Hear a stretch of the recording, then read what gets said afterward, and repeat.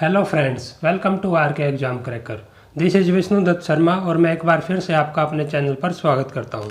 Friends, आज का video lecture काफ़ी इम्पोर्टेंट और इंटरेस्टिंग होने वाला है। एक गवर्नमेंट ऑफिसर बनना सभी का सपना होता है। आज मैं एक ऐसी ही पॉपुलर गवर्नमेंट जॉब के बारे में बताने वाला हूं। जो एस्पिरेंट्स गवर्नमेंट जॉब के लिए प्रिपरेशन कर रहे हैं उनमें से 90% से ज़्यादा लोगों का इनकम टैक्स इंस्पेक्टर बनना सपना होता है। 90% से ज़्यादा लोग इस पोस्ट को प्रेफरेंस देते हैं और यह काफ़ी प्रेस्टिजियस जॉब भी है। इस वीडियो लेक्चर में मैं आपको बताऊंगा कि इनकम टैक्स इंस्पेक्टर कैसे बन सकते हैं और इस पोस्ट के job profile, salary, perks, promotion, power, social status सभी के बारे में जानकारी दूंगा। आप इस वीडियो लेक्चर को एंड तक देखना जिससे आपके जो भी इस पोस्ट से रिलेटेड डाउट्स हैं वो सभी क्लियर हो जाएंगे। और अगर आप हमारे चैनल पर नए आए हैं और आपने अब तक हमारा चैनल सब्सक्राइब नहीं किया है तो इस चैनल को जल्दी ही सब्सक्राइब कर ले और बेल आइकन को प्रेस कर ले, जिससे आप हमारे आने वाली हर एक वीडियो के बारे में नोटिफिकेशन पा लेंगे। तो आइए वीडियो को शुरू करते हैं। सबसे पहले देखते हैं जो इनकम टैक्स डिपार्टमेंट है वो central board of direct taxes CBDT department के अंदर आता है और CBDT जो है वो मिनिस्ट्री ऑफ फाइनेंस के अंदर आता है। यानी जो इनकम टैक्स डिपार्टमेंट है वो इनडायरेक्टली मिनिस्ट्री ऑफ फाइनेंस के अंडर आता है। नेक्स्ट देखिए, दो रास्ते हैं इनकम टैक्स इंस्पेक्टर बनने के। एक होता है जिसमें हम डायरेक्टली इनकम टैक्स इंस्पेक्टर बनते हैं, जिसको ITI बोलते हैं, और दूसरा जो रास्ता है उसके थ्रू हम टैक्स असिस्टेंट की पोस्ट पे जो लगते हैं, जो कि CBDT central board of direct taxes department की एक पोस्ट है। उसमें 2 प्रमोशन के बाद हम इंस्पेक्टर बनते हैं। पहला प्रमोशन 3 साल के बाद होता है जिसमें हम सीनियर टैक्स असिस्टेंट बनते हैं और उसके फिर और 3 साल के बाद हम ITI यानी इनकम टैक्स इंस्पेक्टर बन जाते हैं। तो ये 2 रास्ते हैं इनकम टैक्स इंस्पेक्टर बनने के। नेक्स्ट जो एग्ज़ाम है, कौन से एग्ज़ाम के थ्रू हम ये इनकम टैक्स इंस्पेक्टर बनते हैं उसके बारे में जानकारी लेते हैं। जो एग्ज़ाम है ये SSC CGL का जो कंबाइंड ग्रेजुएट लेवल का एग्ज़ाम होता है, जो कि स्टाफ सिलेक्शन कमीशन कंडक्ट करता है। इसमें टायर 1 में 200 मार्क्स का एक पेपर आता है, टायर 2 में 2 पेपर होते हैं जो 400 मार्क्स के होते हैं और टायर 3 का एक पेपर होता है जो 100 मार्क्स का होता है। टायर 4 जो है वो केवल टैक्स असिस्टेंट के लिए होता है। जो इसमें ITI डायरेक्ट पोस्ट के लिए है वो उसमें टायर 4 लागू नहीं होता। ये सिर्फ टैक्स असिस्टेंट के थ्रू जो हम ITI बनते हैं यानी टैक्स असिस्टेंट बनने के लिए ये टायर 4 लागू होता है, जिसमें DEST data entry skill test लिया जाता है। ओके, जो एलिजिबिलिटी होती है इस पोस्ट के लिए वो सिर्फ एक सिंपली ग्रेजुएशन पास होना चाहिए और ये डिग्री अगस्त के महीने तक जो है डिग्री मिल जानी चाहिए, यानी पास आउट हो जाना चाहिए जो भी कैंडिडेट है, क्योंकि अगस्त से पहले की डेट होती है जो इसको फॉर्म के भरने की डेट होती है, उसमें अगस्त से पहले डिग्री प्राप्त कर लेनी चाहिए। जो एज लिमिट है वो ITI जो इनकम टैक्स इंस्पेक्टर डायरेक्टली लगते हैं उसके लिए 30 साल से कम होनी चाहिए, यानी 30 साल से ज़्यादा नहीं होनी चाहिए, और जो TA लगते हैं उसके लिए 18 से 27 ईयर्स के बीच की एज है। देखिए, ये तो मैंने थोड़ा ओवरव्यू दे दिया एग्ज़ाम का। इस जो SSC का ये CGL का एग्ज़ाम है उससे रिलेटेड मैं एक कंप्लीट वीडियो बना दूंगा जिसमें मैं इसके पूरे सिलेबस और जो एग्ज़ाम्स होते हैं उसमें क्या क्या पूछा जाता है इससे रिलेटेड पूरी जानकारी दूंगा। ओके, तो आप वहाँ से वो वीडियो देख सकते हैं। नेक्स्ट जो जॉब प्रोफाइल है उसके बारे में देखते हैं। जो इनकम टैक्स इंस्पेक्टर की जॉब है ये एक ग्रुप C की पोस्ट है। ओके, ग्रुप C की पोस्ट है जिसका ग्रेड पे 4600 है। इसमें कोई इंटरव्यू नहीं होता है और फिजिकल और मेडिकल टेस्ट जो है नॉर्मल ही टेस्ट होता है, उसमें ज़्यादा कोई मतलब मुश्किल टेस्ट नहीं होता है। जो टाइपिंग टेस्ट है ये ITI बनने के लिए नहीं चाहिए। अगर हम जो टैक्स असिस्टेंट बनते हैं तो उसके लिए ये टाइपिंग टेस्ट होता है जिसको DEST बोलते हैं, वो मैं बता चुका हूँ। डॉक्यूमेंट वेरिफिकेशन होता है और जो मनी है वो काफ़ी मनी है, काफ़ी अच्छी सैलरी है। सोशल स्टेटस जो सामाजिक जो इसमें स्टेटस है वो काफ़ी अच्छा है, लोगों में इसकी काफ़ी पूछ होती है। काफ़ी पावर है इस पोस्ट के पास, यानी उसके पास अथॉरिटी भी है। यूनिफॉर्म इसमें जॉब है जो ये इनकम टैक्स इंस्पेक्टर की, इसमें कोई जॉब नहीं होती है। ओके, यूनिफॉर्म नहीं होती है। और ये डेस्क प्लस फील्ड जॉब, इसमें डेस्क जॉब भी होती है, फील्ड जॉब भी होती है। डेस्क जॉब में असेसमेंट का वर्क होता है और फील्ड जॉब में नॉन असेसमेंट का वर्क होता है। इसमें बिल्कुल जो फाइल्स वगैरह हैं, जो इनकम टैक्स रिटर्न फाइल्स होती हैं, उसमें हमारा डेस्क पे बैठ के कंप्यूटर पे हमें उनको रिकॉर्ड्स को सेव करना होता है। और नॉन असेसमेंट में हमारा जो रेड वगैरह करते हैं वो उसका काम होता है, फील्ड की जॉब होती है। नेक्स्ट जो प्रमोशन है उसके बारे में जानते हैं। प्रमोशन जो है वो सबसे पहले जो हम बनेंगे इसमें वो इनकम टैक्स इंस्पेक्टर यानी ITI की पोस्ट पे लगेंगे। उसके बाद जो पहला प्रमोशन होगा वो होगा ITO इनकम टैक्स ऑफिसर, जो कि एक ग्रुप B की गजटेड पोस्ट होती है। और ये पोस्ट हम जो ITO बन सकते हैं वो 4 से 6 साल के बाद बन सकते हैं।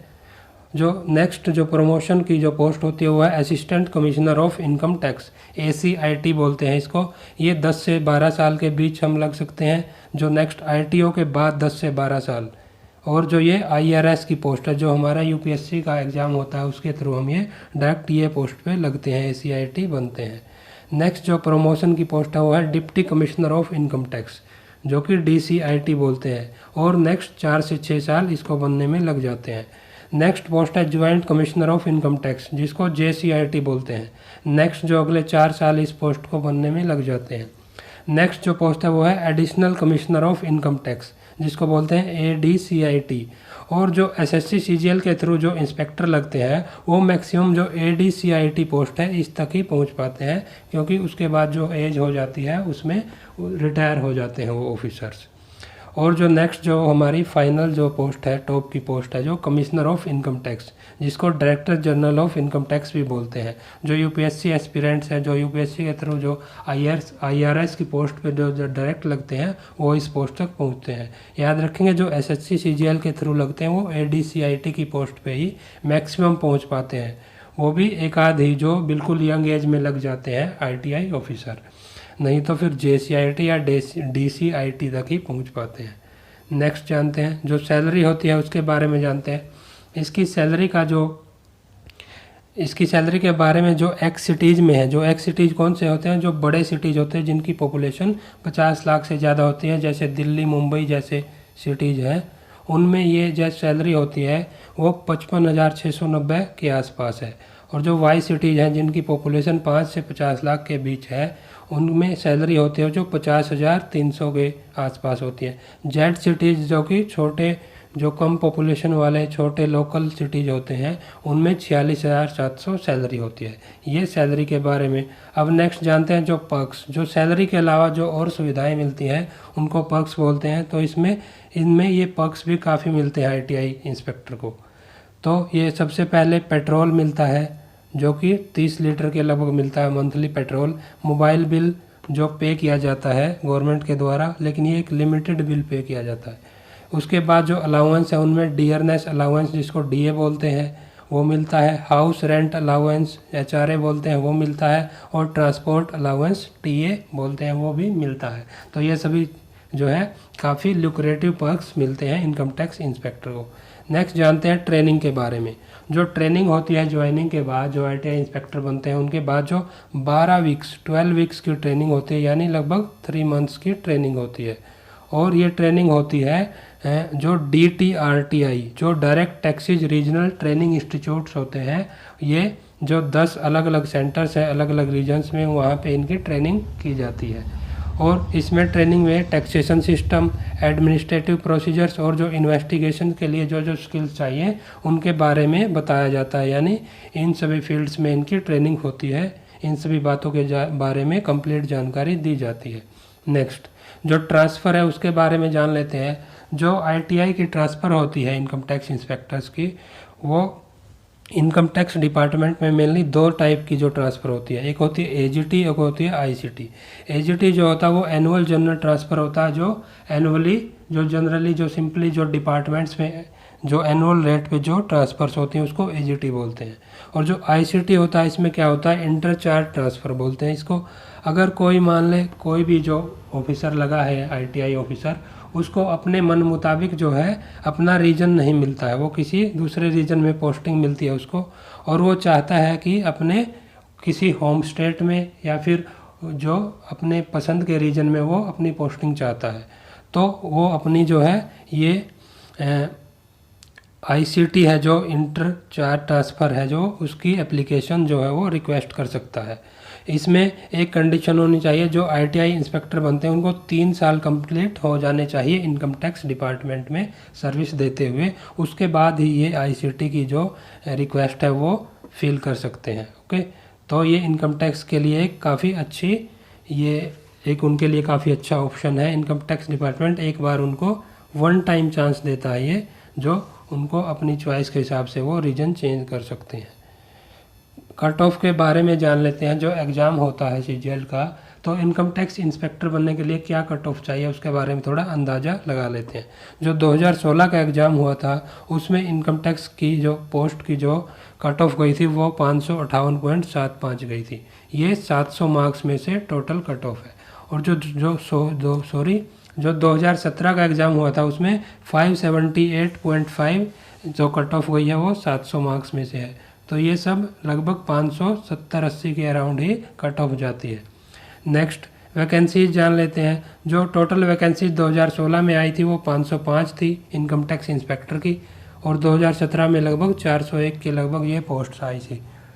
ओके, तो देखिए हमने जो इनकम टैक्स इंस्पेक्टर है उसके बारे में काफ़ी जानकारी ले ली यहाँ पे, उसके बारे में जो प्रोफाइल है और जो भी डाउट्स थे आपके, आशा करता हूँ वो क्लियर हुए होंगे, और आशा करता हूँ ये वीडियो आपके लिए काफ़ी हेल्पफुल होगी और आपको पसंद भी आई होगी। अगर आपको वीडियो पसंद आती है तो आप वीडियो को लाइक करें, ज़्यादा से ज़्यादा लोगों के बीच शेयर करें और चैनल को सब्सक्राइब ज़रूर कर लें, और जो बेल आइकन बना है सब्सक्राइब बटन के साथ ही उसको प्रेस कर लें, जिससे आपको आने वाली हमारी हर एक वीडियो का नोटिफिकेशन जल्द ही मिल जाएगा। ओके, तो वीडियो को समाप्त करते हैं और मिलते हैं नेक्स्ट वीडियो में एक अच्छे से टॉपिक के साथ। Thank you.